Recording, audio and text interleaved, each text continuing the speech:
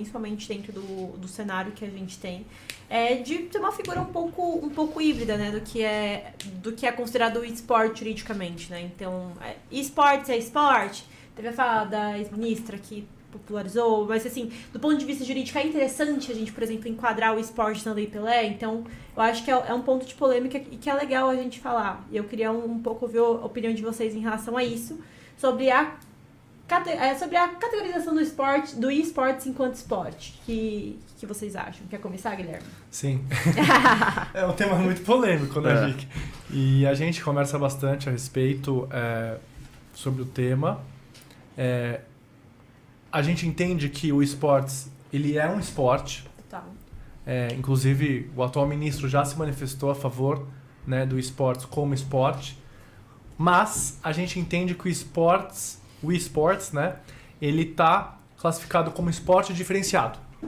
Porque o esportes ele é diferente do futebol, ele é diferente do vôlei, do basquete, de outros esportes tradicionais, porque a gente lida com outra forma de treinar, outra forma de jogar. A forma que se lida com o profissional é muito diferente. Total. É muito específico.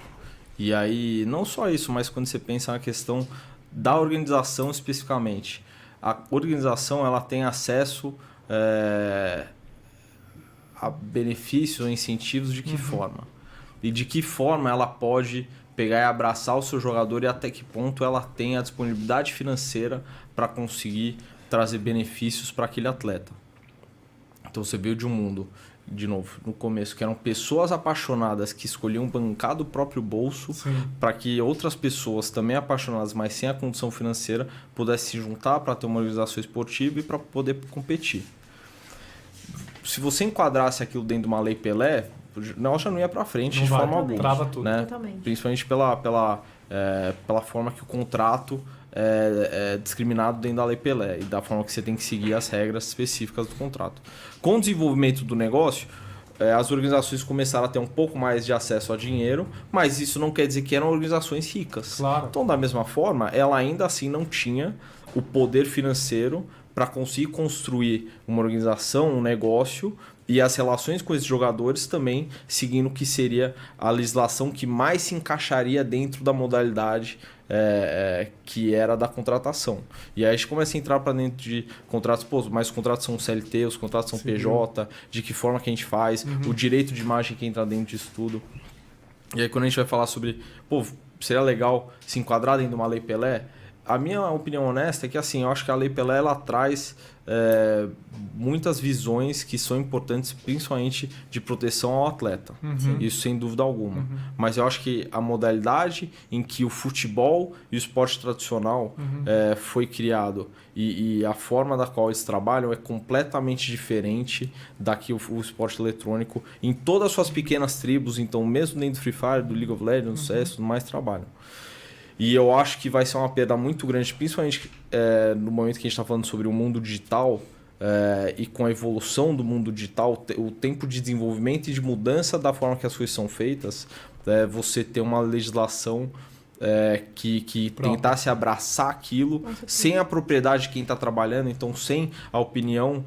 Aliás, a opinião eles pedem para todo mundo, né? Porque eles fazem o trabalho correto, mas sem que seja uma parada muito específica de quem sente as dores daquele dia a dia. Então, do jogador que ele está numa organização, e a gente tem histórias muito tristes o modus operandi das organizações era basicamente contratar os atletas para que eles ficassem morando juntos dentro de uma casa. E daquela casa eles tinham toda uma rotina de treino e de jogar os jogos e os campeonatos, participar dos campeonatos, tudo dentro dessa casa. E isso era feito por uma questão de logística, isso era feito por uma questão de custo, isso era feito por uma questão de controle também dos jogadores, para você ter certeza que eles estavam lá desempenhando e estavam concentrados para aquilo. E aí você tem episódios onde tem um específico em que um menino faleceu dentro de uma GH por conta de uma doença, foi algo no cérebro dele, mas enfim, que ele foi levado ao médico algumas vezes e os médicos não conseguiram identificar. No final das contas, o menino faleceu.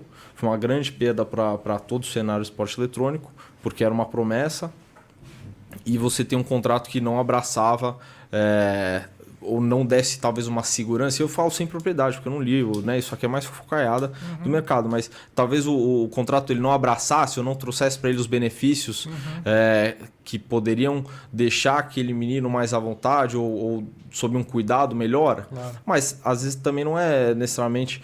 É uma questão, pô, é o que a organização conseguiria oferecer para ele. Pô, mas tem casas que não tem alimentação, que não tem isso, que não tem aquilo.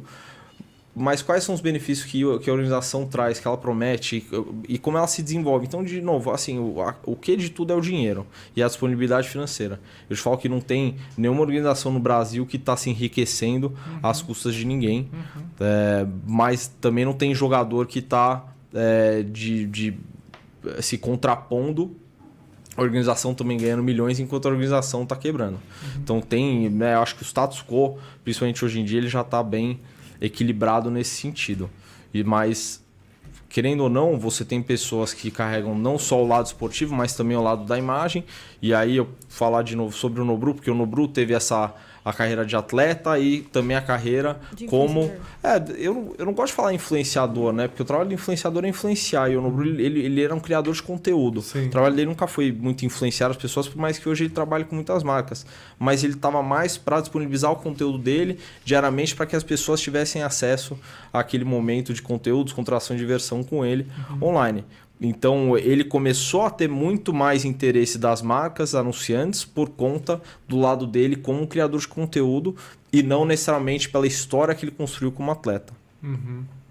Muitos atletas ainda têm contratos ou têm acordos que são precários se você for levar em consideração os grandes contratos que tem hoje de pessoas que estão ganhando centenas, assim...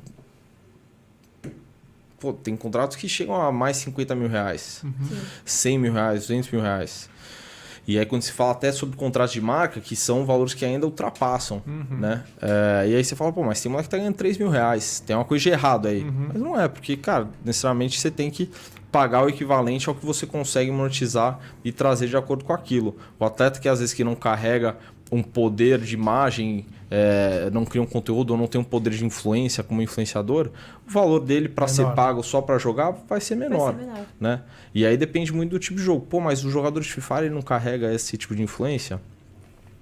Cara, é muito relativo. Você tem gente com 400 mil seguidores que cria conteúdo, mas exato, que não tem a relevância necessária, que às vezes a pessoa está muito mais para curtir o conteúdo dela do que necessariamente curtir aquela pessoa e as palavras dela e as coisas que ela faz carregar influência suficiente para poder fazer e direcionar as pessoas a fazerem algo. Então, é meio confuso, né, quando você pensa, mas é só aquela imagem. Pô, se for pensar com um esporte tradicional, é só se pegar. O cara que joga numa organização pequena, que tem uma visibilidade pequena, o salário dele vai ser provavelmente pequeno. Versus um jogador, talvez, que está no Flamengo, que tem hoje uma exposição de mídia gigantesca e está fechando contrato de marca, além de estar trazendo, às vezes, patrocínio até para a própria organização. Porque o cara quer estar associado ao Flamengo porque o jogador também está lá. Com certeza. Né? Acho que o Neymar também é uma grande prova disso. As marcas se associam hoje às organizações que o Neymar joga também porque o Neymar está lá. Neymar, Messi e outros jogadores. Então...